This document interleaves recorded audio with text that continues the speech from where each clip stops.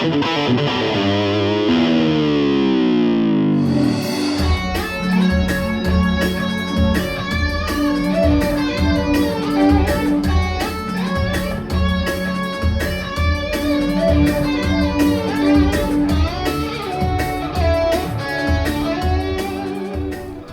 Jennifer. It's an honor for us to have you here in Kytary.cz. Welcome in the Czech Republic and in Kytary.cz.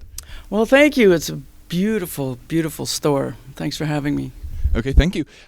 You are presenting your clinic here today. For people who will miss this clinic, can you tell us some topics that you usually show on these shows? Yeah, next time, open up your calendar. I don't come around that often. I'm going to get into all kinds of stuff, from sounds to techniques to brain science, the modern science of learning, and anything that anybody wants to know. I always ask for questions, so if there's any specific subjects, I'll go in that direction and expand, and talk about my career path and things I did right, things I did wrong, and just anything people want. I'm not holding anything back. Mm-hmm. For people who will not be here, what is one of the things that you think you did right in your lifetime career? Homework. I do my homework. When somebody hires me to do something, I spend a lot of time on the tunes, getting enough repetitions so that when I get on stage, I'm not like, oh, I wonder if I'm going to remember this. Because when you get on stage in a situation, whether doesn't matter what situation, especially if you have a full band, there's going to be a lot of frequencies coming at you, and the sound is going to be completely different every night. So it can be easy, if you don't have the song down as second nature, it can be easy to be thrown if you're not hearing things like you heard them on the record. So that's something I emphasize, because I've hired players that don't do their homework enough. So I'm a stickler for hard work. Okay, you brought your signature model made by Washburn. Can you introduce us this guitar? Yeah, well, you can't get it anymore. I have their Parallax series that I'm having mods done at home right now, so I didn't bring it. But I've had this for 20 years or so. All the guitars that I use always have the original Floyd Rose, because there's so many different licensed versions of it that don't have the best metal. So I always get the original. Actually, I didn't put it on right here, but this is a bracket to stick in the Fishman triple play wireless MIDI system. And I put the controller right here so I can change sounds, and the hex pickup is here. So in the clinic, one of the things I like to do is to show off different sounds. Like one of my favorite players ever is Jaco Pastorius. So I got a fretless bass sound. I do Teen Town, and I break down I Am the Walrus, and I can do all the orchestral sounds. So that's cool.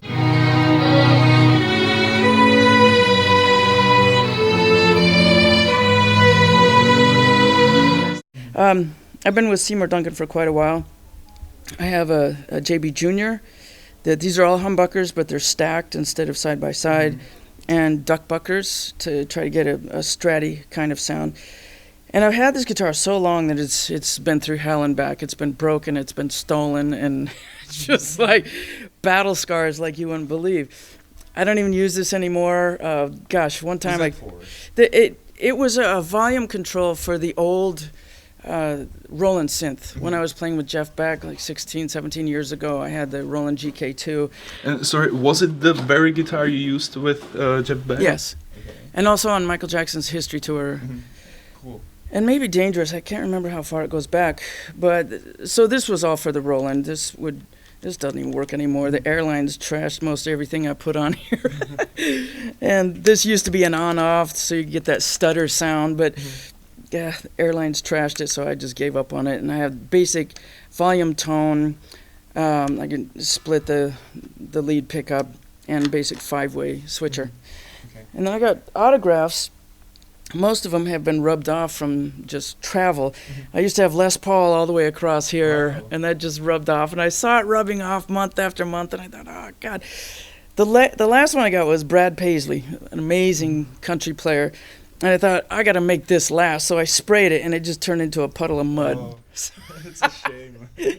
I got Jeff Lorber, jazz player, Uli John Roth. I don't know what kind of pen he used, but that's stayed forever. This is actually a British comedian named Vic Reeves. It's a friend of Jeff Beck's. John McLaughlin. Underneath here, I got Jimmy Page and Steve Cropper. Wow. And this is a string damper that I sell on my website, and I started using these for tapping because it keeps the open strings quiet. And if you want an open string or harmonic, you just flip it out of the way.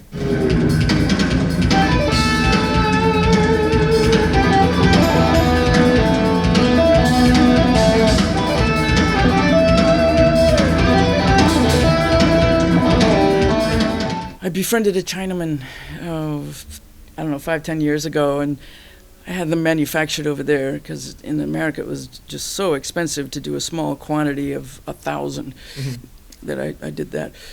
What else we got here? Rosewood fingerboard. The wood is swamp ash, and I'm so lazy I can't be bothered to unscrew this if I need to adjust, so I just take the backs off. In fact, I saw yesterday somebody gave me a guitar, one of the famous luthiers in Czech. And he had used a vinyl record for this part, which I thought was so cool. Yeah, that's really cool. Yeah. This is all guts for an old synthesizer. And this is what I really like. Instead of the bolt-on neck, it's very comfortable to get up high because it's sculpted in. And you can see how much damage and wear this has had over the years. So can you guess how old this guitar is? Approximately? I think I got it in 97, so it'll be 20 years old. Oh, wow. Nice. Go figure. Yeah, this is the true relic guitar. It's cool is. to see something like that. Yeah. And I think that it was stolen maybe 3 or 4 years ago, and I think that the thief took a look at it and thought, this is too original. Wow. You can't just sell it like a Strat. So or he something. brought it back? Or No, it's a long story, but I think it was just somebody looking for drug money, busted into my car, and it ended up, he threw it in the bushes. Somebody found it and realized it was mine. So it was only gone 3 days, so I was so blessed really cool. to get it back. That's really cool. Yeah. And so besides the Washburn brand, you are also a friend, let's say, with the Accus manufacturer or amp company. Can you tell us what brought you to this brand? Well, I've done a lot of touring in Italy, and I went to the Accus factory. A friend of mine turned me on to them. And when I travel, I usually only take one guitar. But when I'm home, I have a Parker Fly acoustic guitar that's not made anymore, that I inherited from my dad when he passed away. And the combination of that guitar, which is so lightweight and wonderful sounding, and this little Accus amp is a huge, big sound. So I immediately said, boy, I got to buy one of these. Okay. Besides being a musician, you also create some glass art and stuff like that. I noticed that. Do you use it as an escape from music, or what role does it play in your life? Yeah, I would call it an escape. A better term would be balance, but it's definitely an escape. To get into the visual arts, I've been doing that for almost 15 years. And it's like when I get into visual arts, that's when I listen to music the most, when I have music on in the background. And it's just so fun. I lived in LA for 20 years, and when I moved, I took almost a year off of everything and got into stained glass. And then after that, I got into doing steampunk art. Well, here's a little example. Okay. A lot of metal and sprockets and that kind of stuff. And my latest sculpture, which I have not finished, it's about 8 feet tall.